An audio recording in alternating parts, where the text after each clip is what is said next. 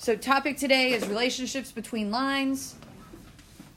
Essential question is, how do we describe relationships between lines?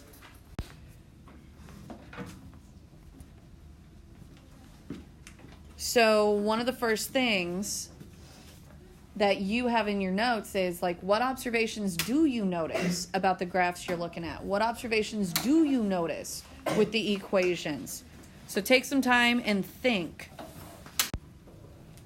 We notice that, hey, wait a second, none of these are touching in each picture, so we call that parallel. That's one way to describe a relationship between two lines, is parallel. So these guys are parallel. So all of these little comments, they're not little, but we're going to piece these little comments together so that way we can write an if-then statement. The reason why I want to concentrate on if-then statements is this is what you're going to attack in geometry.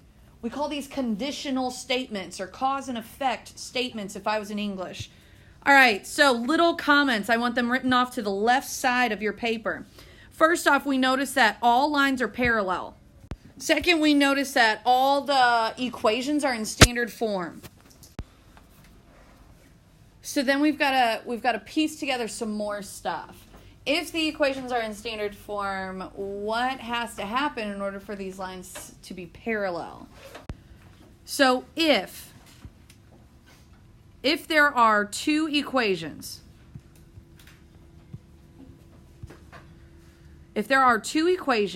in standard form and the x and y terms match,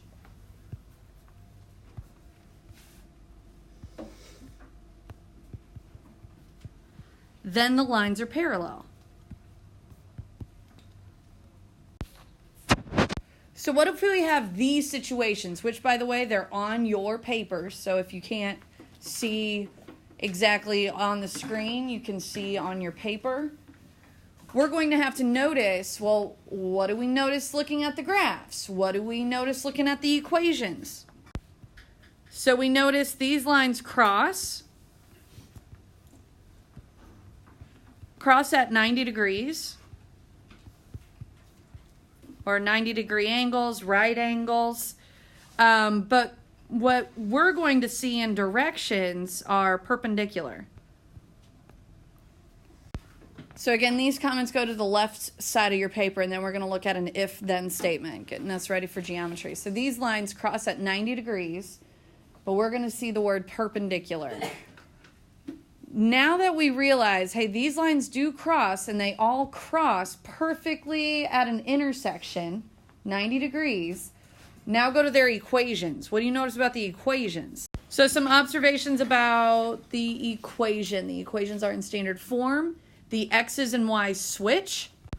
X's and y's switch, and there's got to be a negative somewhere. Must be a negative somewhere.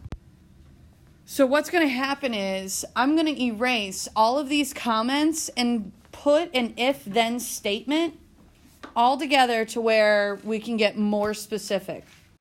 So if two equations are in standard form and x and y switch with opposite signs, then the lines are perpendicular. And if you're like, wait a second, what did perpendicular mean? Either highlight or circle, put a star by where we wrote off to the left side of our paper about how perpendicular means that the lines cross at 90 degrees. It's a perfect intersection. Every equation we've seen so far in these graphs are in standard form, but there are certain rules. Can we identify them? So we've got this standard form. A and B are supposed to be certain numbers. They might be a 1, they might be -2, they might be a half. Wait, actually, there's some more rules because no, all of these standard forms did not have fractions. So I'm going to tell you these are numbers, no fractions. So another issue, the very first number will not be negative.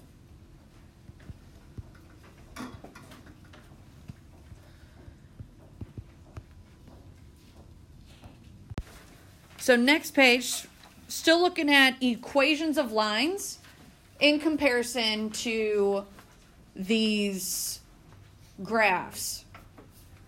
Left side comment, we still have parallel lines. Now what do you notice about the equations? So now we have fractions in the equations.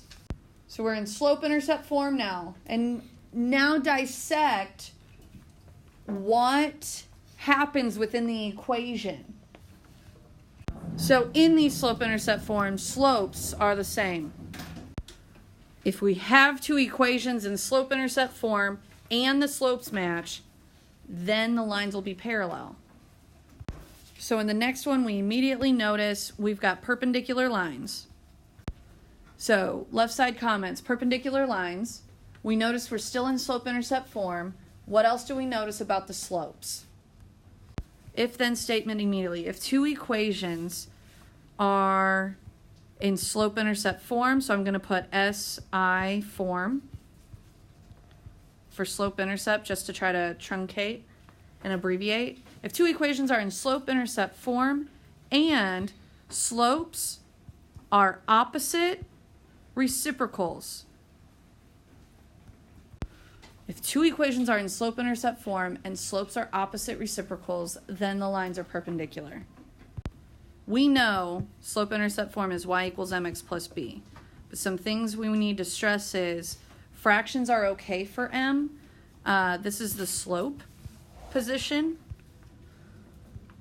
And b is just a y-intercept. It's where it crosses the y-axis. Fractions are okay, but you must have y equals something to do with x.